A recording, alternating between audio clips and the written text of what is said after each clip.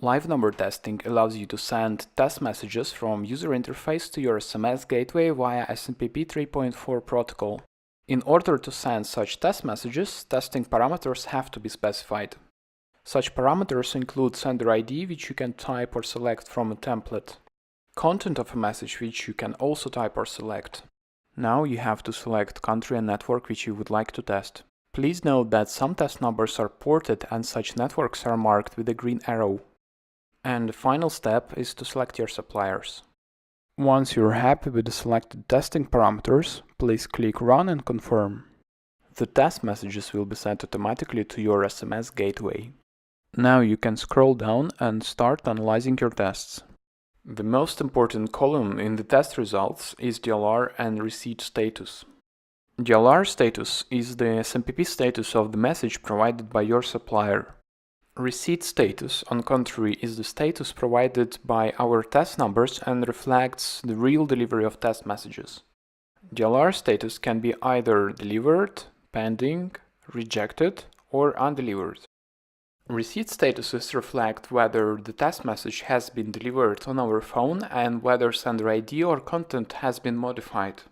Receipt status can be positive, which means that the message delivered on our phone number without any content or sender ID modifications. Another receipt status is called text replaced, which means that the content which you sent does not match with the content which has been delivered. The next common receipt status is called sender replaced, which means that the sender ID of the delivered message has been modified. If we are still waiting for the test message to arrive on our phone, the receipt status will be wait. If the test message does not arrive in 1 hour, the waiting status will turn into negative. In the test case where your receipt status is sender replaced, you can click on the sender ID to view more information about the original sender ID from which the message has been sent, as well as the sender ID of the delivered message. Likewise, if your receipt status is text replaced, you can also click on the content of the message to see the differences.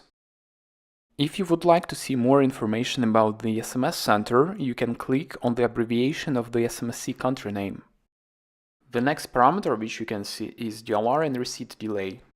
DLR delay represents the SMPP status delay, while receipt delay represents the real delay of the arrived message.